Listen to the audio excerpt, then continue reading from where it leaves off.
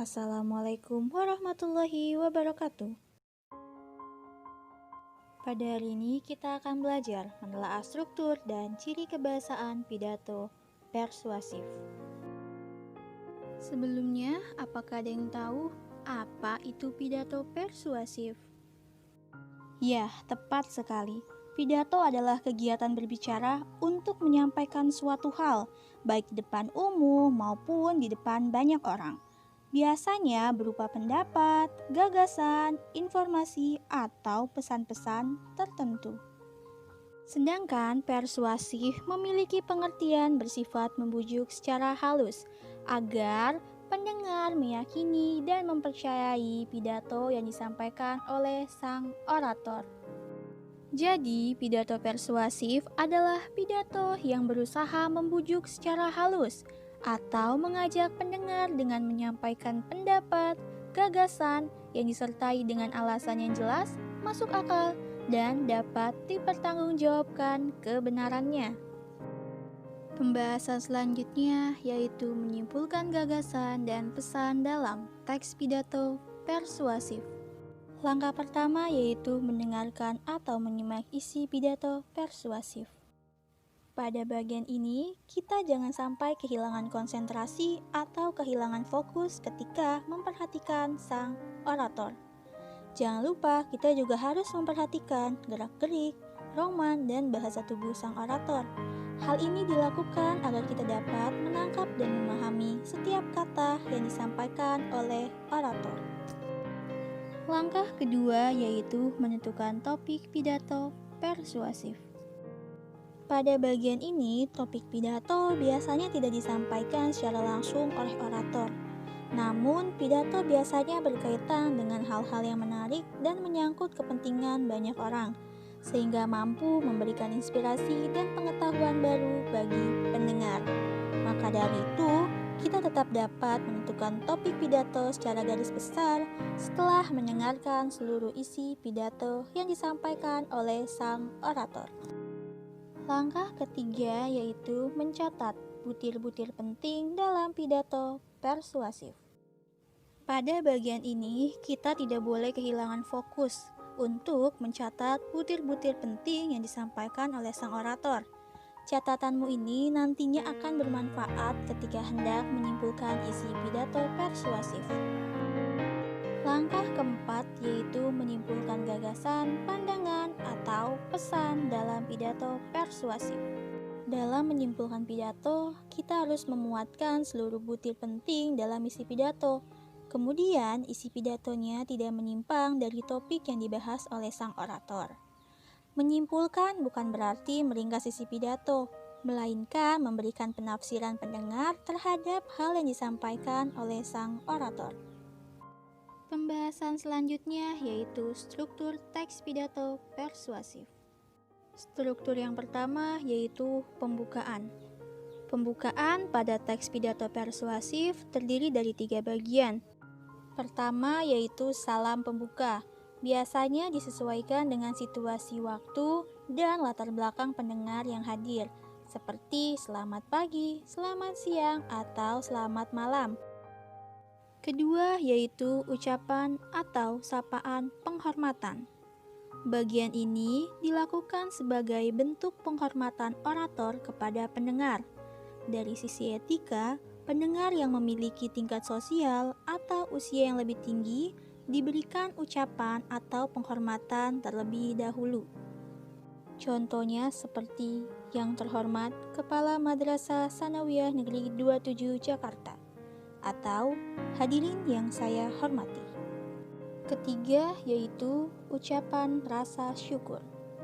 Bagian ini merupakan salah satu wujud rasa syukur orator kepada Tuhan atas semua anugerah yang telah dilimpahkan kepada hambanya. Contohnya seperti, pertama-tama marilah kita ucapkan puji syukur kehadiran Allah Subhanahu wa Ta'ala. Struktur yang kedua yaitu isi pidato. Pada bagian ini, isi merupakan inti dari sebuah pidato. Biasanya orator menjelaskan secara terperinci tentang pendapat, gagasan, alasan, berbagai data pendukung, dan pesan berupa imbauan atau ajakan. Struktur yang ketiga yaitu penutup pidato. Bagian isi pada penutup pidato yang pertama adalah harapan bagi pendengar. Contohnya, demikian beberapa pendapat dan pesan yang bisa saya sampaikan. Semoga bermanfaat untuk kita semua. Bagian kedua yaitu ucapan terima kasih. Contohnya, terima kasih atas perhatian para hadirin sekalian. Yang ketiga yaitu permohonan maaf. Contohnya, saya mohon maaf apabila ada kesalahan dan kekhilafan pada pidato yang saya sampaikan. Yang terakhir yaitu salam penutup. Biasanya berisi wassalamualaikum warahmatullahi wabarakatuh. Pembahasan berikutnya yaitu ciri kebahasaan teks pidato persuasif.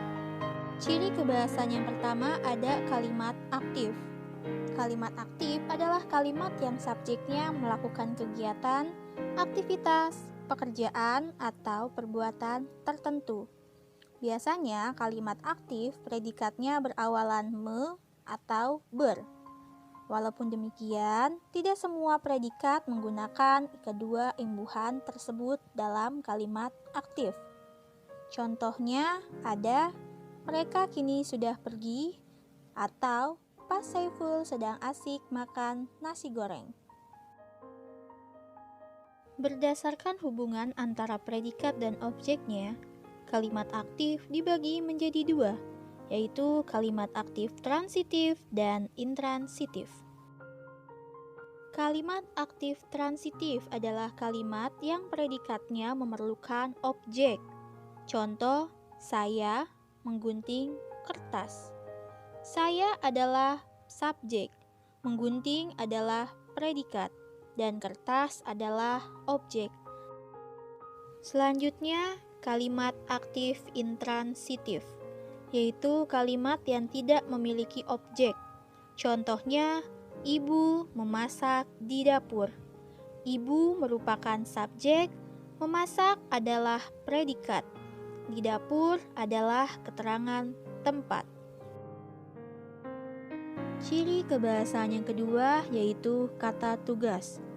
Kata tugas merupakan sejenis kategori kata dalam tata bahasa Indonesia yang terdiri dari kata depan, kata hubung, kata sandang, dan kata seru.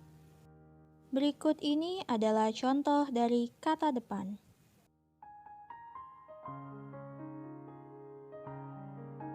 Selanjutnya adalah contoh kata hubung.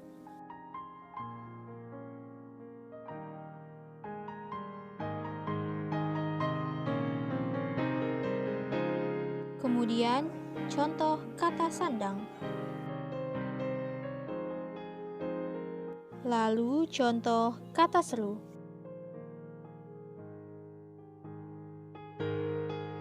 Ciri kebahasaan selanjutnya yaitu kosakata emotif.